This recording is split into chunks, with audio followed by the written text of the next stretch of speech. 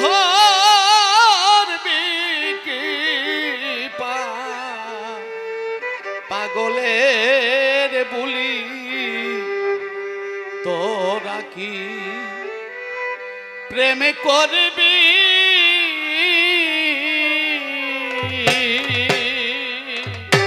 তোরা কি প্রেম করবি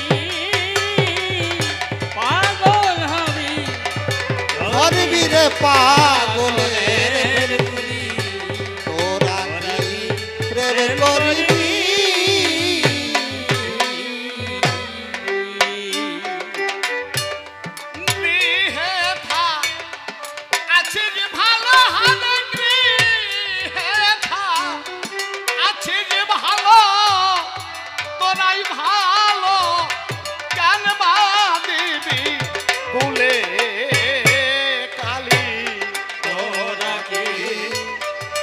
করবি পাগল হবি ধরবি রে পাগলের বুলি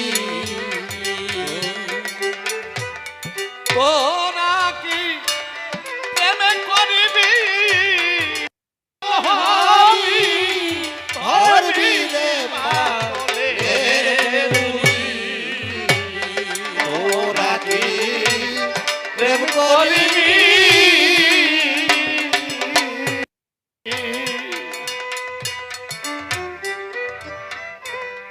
পাগলে পাগলা ধার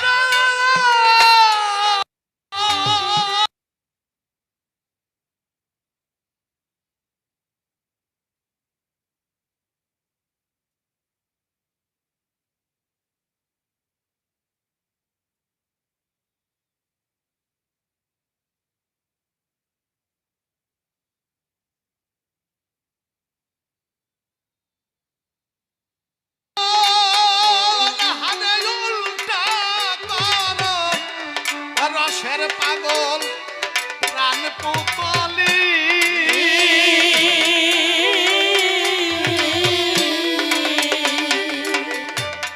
দেখলে পাগলের কর্ম হাতে দেখলে পাগলের কর্ম ধর্ম ধর্ম সকল দিবি জলা জলি তোরা কি পাগল করবি পাগল হবি ধরবি রে পাগলের বুলি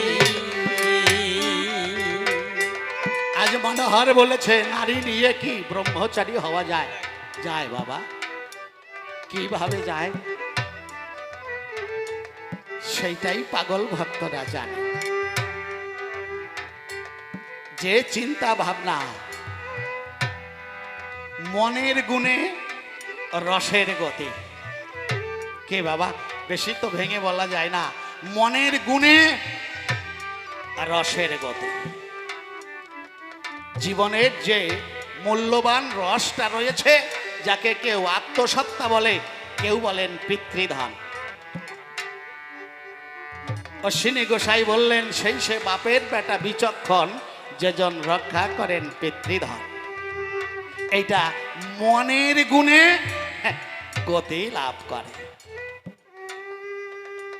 যদি কেউ ঠাকুরের প্রতি একনিষ্ঠ ভক্তিতে প্রেমের জোয়ারে ভাসতে পারে, তাহলে সেই মানুষের নারীর সঙ্গে কখনো ক্ষতি হয় না। শাস্ত্রে বললেন কি? শাস্ত্রে বললেন, বীজে যদি গাছ হয়, তাহলে যেমন চাষির আনন্দ হয়, তার ক্ষতি হয় না। ঠিক তদ্রূপ স্বামী স্ত্রীর মিলনে যদি কোনো সন্তান জন্ম ধরে, তাতেও ব্রহ্মচর্য নষ্ট হয় না। নষ্ট হয় কখন? জমিতে বীজ দিলে পাখিতে খেলো, পোকায় খাইলো, কি বৃষ্টিতে পচিয়ে গেল, একটাও গাছ হইল না, ফলের আশা থাকলো না, তখন যেমন ক্ষতি হয়, তেমনি গাছ হলো না, বীজটা যদি কেউ নষ্ট করে ব্যভিচারে, তখন তার ব্রহ্মচর্য নষ্ট হয়ে যায়। এটা রক্ষা করার জন্য বিভিন্নভাবে বিভিন্ন রকম কথা শাস্ত্রের পাতায় গাঁথা রয়েছে। গুরুচাঁদ ঠাকুর একদিন কামনা সাগরে 4 আনা পয়সা হারাইয়ে গেছে, আপনারা অনেকে শুনেছেন অনেক বার করে। হ্যাঁ, তাতে গুরুচাঁদ ঠাকুর বলেছে, ওরে আমার সব হারাইয়ে গেল, আমার সব হারাইয়ে গেল। যত পাগল ভক্তরা ছিল, শ্রীনাথ পাগল থেকে আরম্ভ করিয়ে সবাই সকাল থেকে সন্ধ্যা পর্যন্ত ডুবি আরম্ভ করিয়ে দিল, কিন্তু কিছুই পাইল না। শেষে বিচরণ, শ্রীনাথ এরা যখন কিছুই পায় না, গুরুচাঁদ ঠাকুর নিজেই জলে নামলেন লাঠি হাতে। লাঠির মাথা দিয়ে খোঁজ করতে করতে লাঠির মাথার তলায় খট করিয়ে উঠলো। উনি চাইপে ধরে বললো, এই আমার এই লাঠির তলায় আছে, পাওয়া গেছে, এটা তোল। পাগলরা তুলে দেখলো 4 আনা পয়সা। কোন কোন পাগল তারা হাসাহাসি করছে এদিক ওদিক চেয়ে, আর মনে মনে বলছে, দেখো পাগলের লীলা খেলা, দেখো 4 আনা পয়সা হারাইয়ে গেছে। তাইতে গুরুচাঁদ ঠাকুর বলছে, আমার সব হারাইয়ে গেল।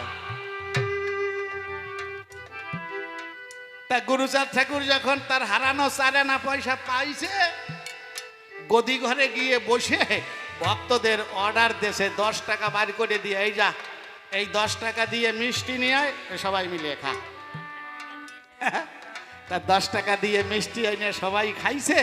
কয়েকজন পাগল আবার একটু ভালো মানুষই শাস্তি গেছে, গিয়ে বলছে, ও বাবা, তোমার হারাই ছিল 4 আনা, তাতে আমাদের সকাল থেকে সন্ধ্যা পর্যন্ত ডুবাইয়ে মারলে, তারপরে তোমার 4 আনা তুমি উদ্ধার করলে, আর এই 4 আনা পাইয়ে তুমি 10 টাকা দিলে তোমার গাঁটির থেকে মিষ্টি খাওয়ার জন্য, এইতে তোমার লাভ হইলো না লোকসান হইলো? গুরুচাঁদ ঠাকুর কয়, এই শালা, তুই লাভ লোকসানের কি বুঝিস? হ্যাঁ,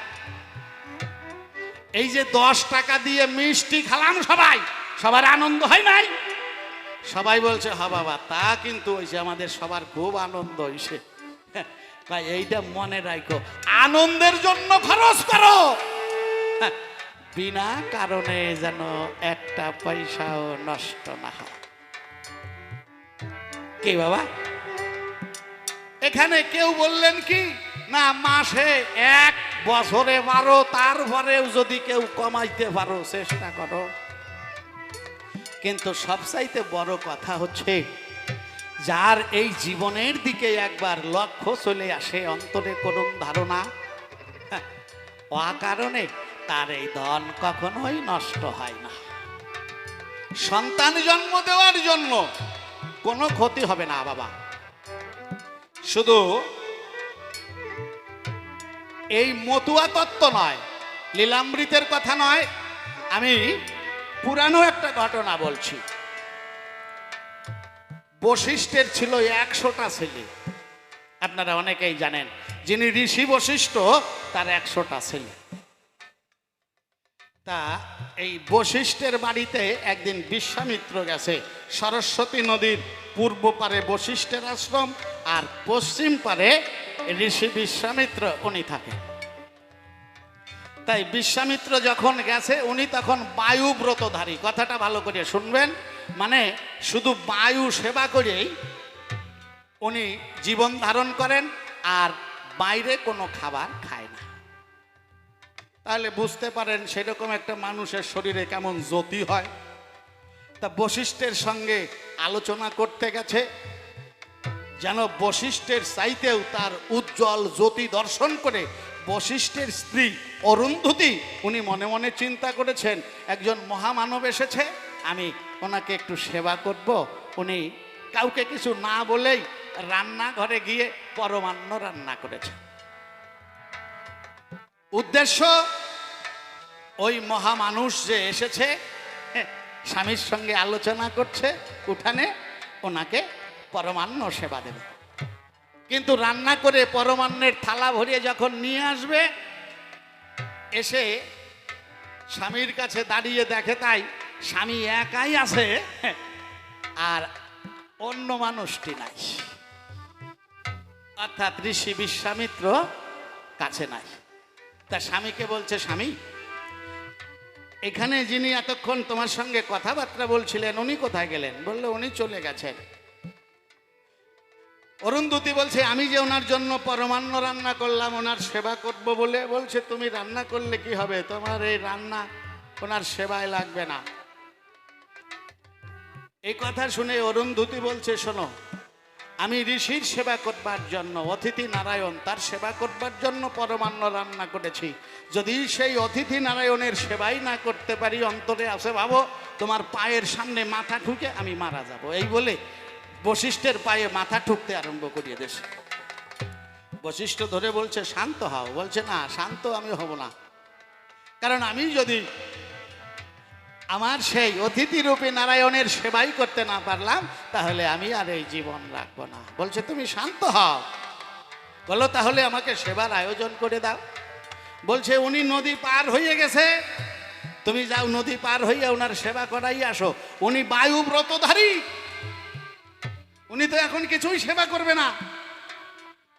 তোমার যদি একান্ত ইচ্ছা হয় নদী পার হয়ে যাও, ওনারে পরমান্ন সেবা দিয়ে আসো।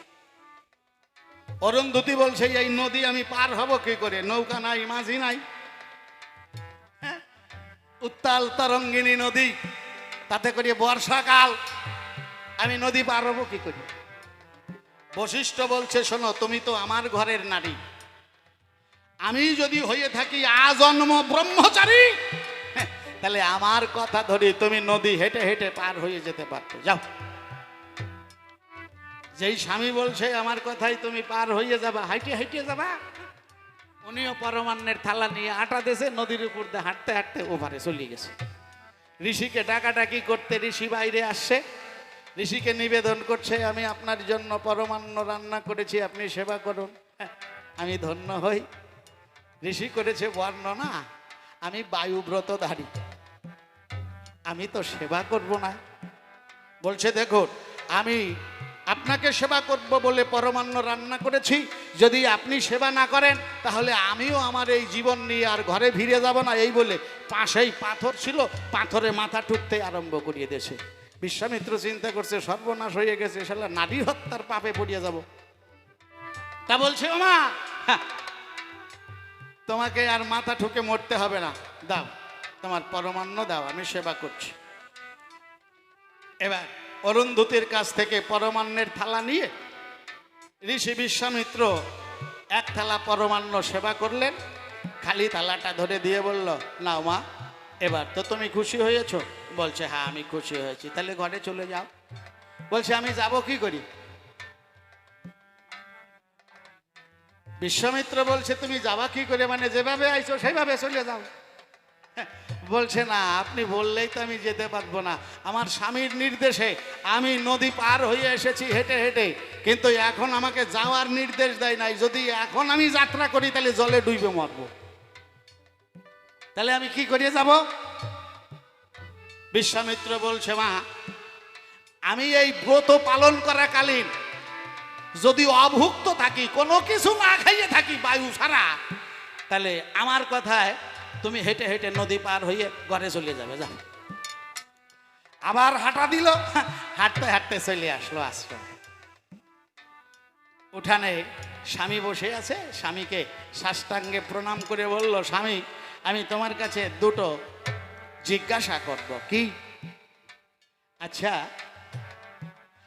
আমার হাতের থেকে পরমান্নের থালা নিয়ে ঋষি বিশ্বামিত্র এক থালা পরমান্ন সেবা করলেন আমার চোখের সামনে। এরপরে বললাম, আমি কি করে বাড়ি যাব?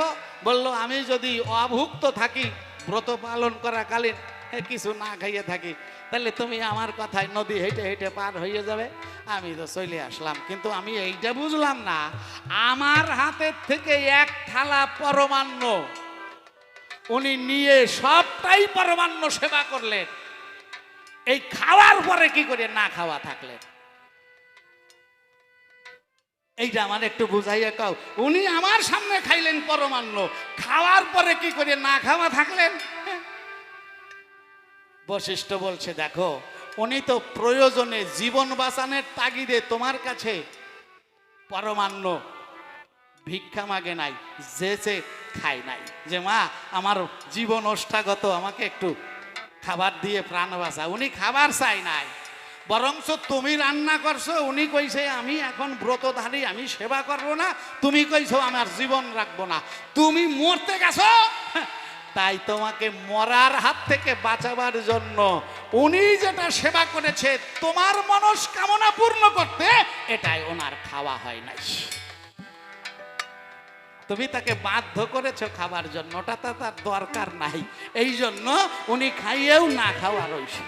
কয় এইটা না হয় বুঝলাম। এইবার আমার আর একটা কথা বুঝাও।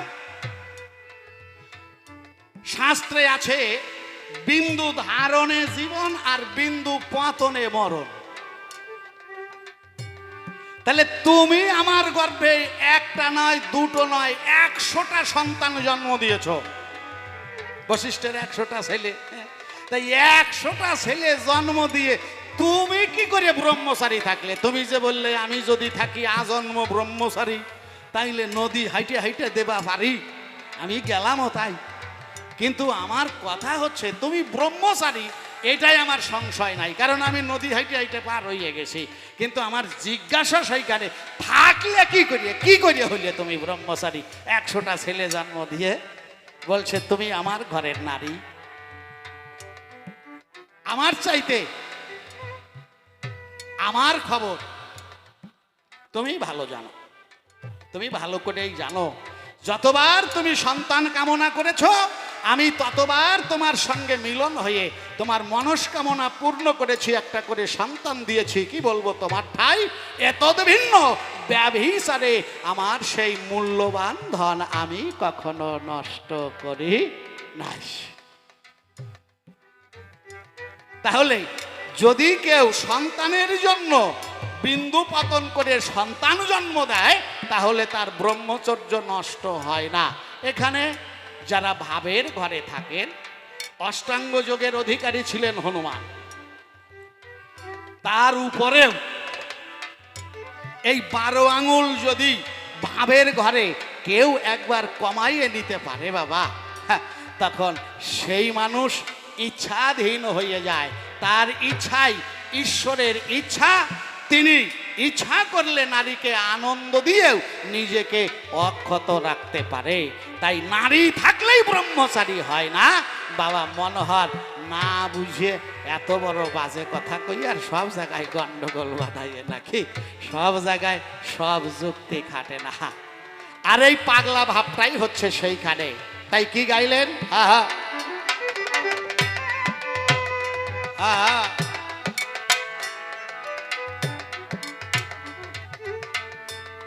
থাকবে না দেখবে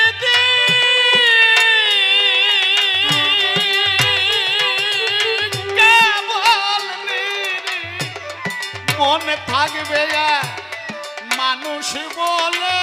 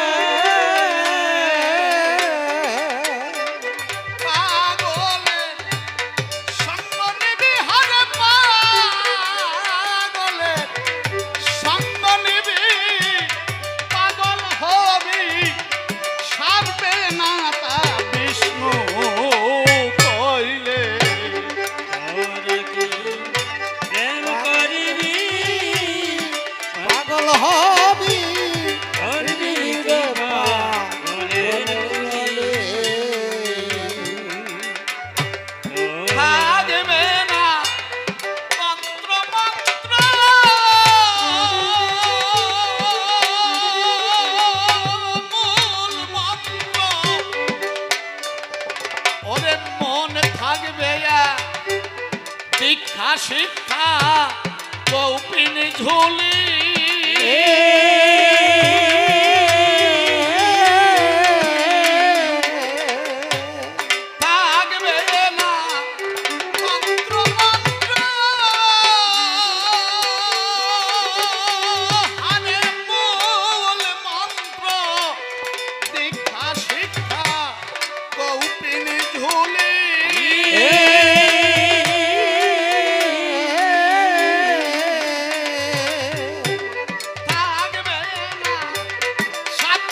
সাধনা থাকবে না, সাধ্য সাধন বেদের করণ, সাধ্য সাধনা বেদের করণ, কাঁদবে শেষে গলি গলি।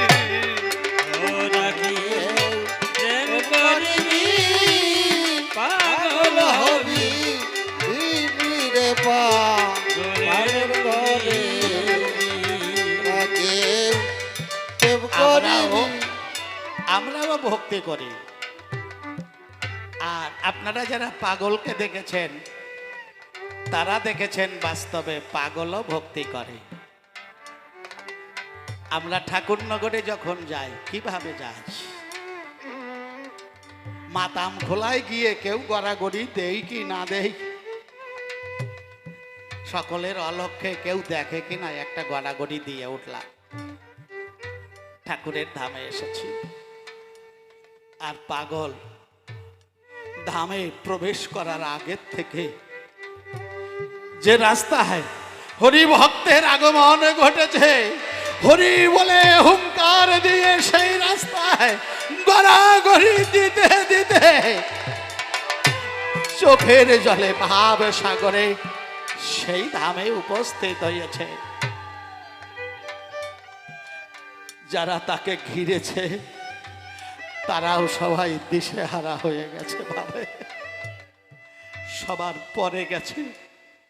ঠাকুরনগরে সবাই যে যার মতো মাতাম দিয়ে চলে এসেছে। পাগল তার পারিষদ বর্গ নিয়ে 2 মাস লাগুক 3 মাস লাগুক এক কাপড়ে থেকে এই 2 মাস 3 মাস পায়খানা প্রস্রাব করেন নাই। পাগল ভক্তদের সমস্ত ময়লা আবর্জনা পরিষ্কার করেছে, ওরা কান্দিতে করেছে। বিচরণ পাগল আর তার গুরুদেবের সঙ্গে দামু পাগল করেছে। আর এই ঠাকুর নগরে এসে দামু পাগল ভক্তদের সমস্ত ময়লা আবর্জনা পরিষ্কার করেছে। ভক্তরা জিজ্ঞাসা করেছে, ও পাগল, হ্যাঁ, তুমি যে এই যে কাজকর্ম করো তুমি কি পাও? দামো পাগল বলেছে, তোরা জানিস না, এই ভক্ত এই ওরাকান্দি ধামে ঠাকুর নগর ধাম পুণ্য ধামে আমার শ্রীহরির জন্য যদি কেউ একদিন পরিশ্রম করে, আমার দয়াল হরি সারা বছর তার জন্য পরিশ্রম করে।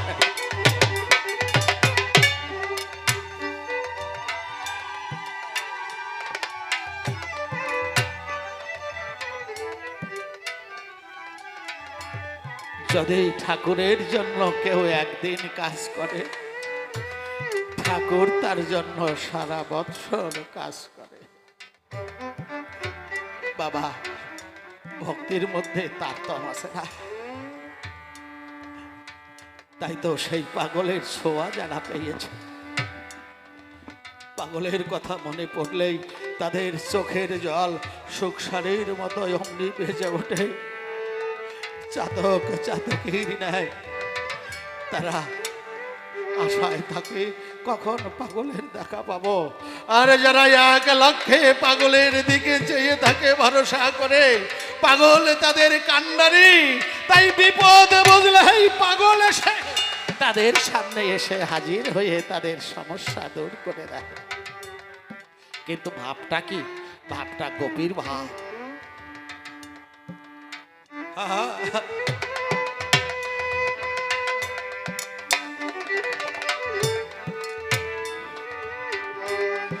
গোপীদের রাগের ভাজা মাত্র কোন গোপীদের গ্রন্থে পালি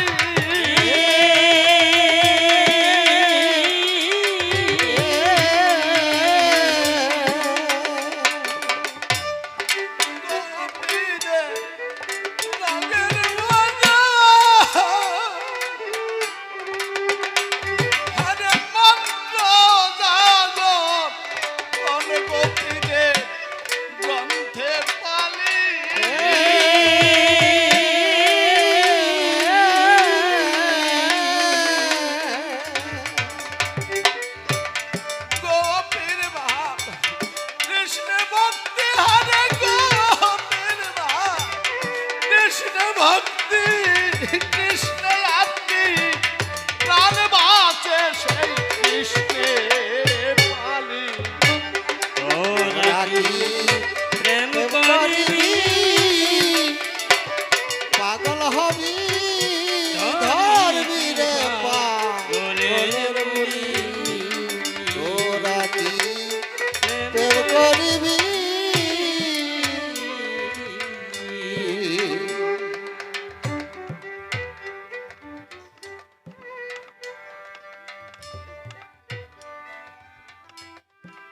গোপীর ভাত এই দেহ আর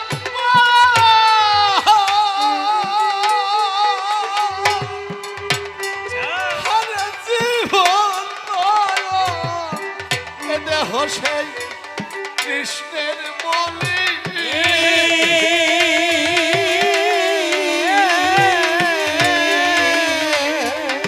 গোপীর ভাত দেহ আত্মা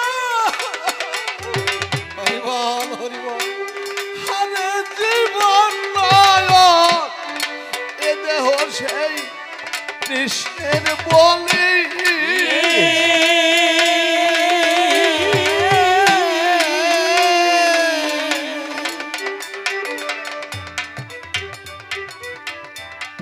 গোপীর ভাব সেই স্বরূপে হারে গোপীর ভাব সেই স্বরূপে বিষয় তুমি তার কেন তুমি রলি তোরা কি প্রেম করিবি পাগল হয়